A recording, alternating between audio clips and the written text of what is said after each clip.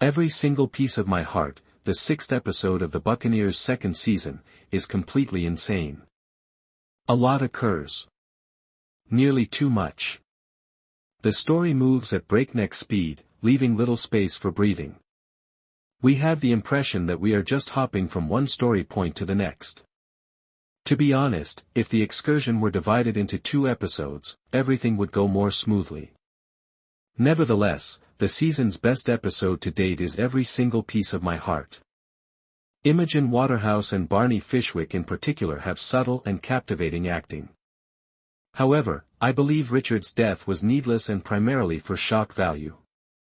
I don't like how the show split up its healthiest relationship. But I'm interested to see how Conchita's story develops. We begin with Guy, Matthew Broom, at the windy, busy Italian market purchasing flowers. From a distance, he recognizes Seadown, Barney Fishwick. He rushes back to his house after dropping the flowers in a panic. Guy tells Imogen Waterhouse's character, Jinny, about Seadown. He demands they depart immediately.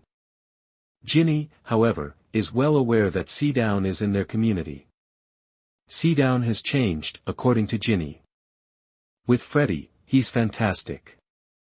She promises Guy that she will be better now. That jerk wants you to think this, girl. Guy reminds her that manipulating people is a skill only abusive turds like Seadown possess. Encouraged by Guy's remarks, Jinny begins packing without bowing to Seadown. Regretfully, Freddie has left. Seadown is solely responsible. Seadown's plan must have been successful if he and Freddie fled Italy to entice Jinny to leave. After returning to England, Jinny and Guy crash at the Brightlingsea/Marable mansion. Jinny is embraced and consoled by Nan, Christine Frozeth, Conchita, Alicia Bow, Lizzie, Aubrey Ibrag, Mabel, Josie Tota, and Honoria, Mia Threppleton. Lady Marable, Fenella Woolgar, and Richard, Josh Dillon, see the reunion from afar. Then, thanks to Theo's influence as the Duke of Tintagel, we find out that a reporter from the Times is on his way. Jinny is reminded by Nan that she kidnapped Seadown's child in violation of English law. She runs the risk of encountering the power of the law. Fortunately, Nan is making every effort to modify that law. Hopefully, this reporter will be able to discredit Seadown and spread Jinny's tale. Guy then gets back together with Theo, Guy Remmers. It's awkward at first. But in the end, these two are best friends. That cannot be altered, not even by falling in love with the same woman. They give it a hug. The journalist Bert Clark, Ian McRae, then shows up. Who is the villain or the victim?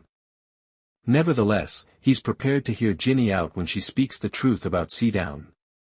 In another conversation with Lady Marable, Seadown presents himself as the sufferer.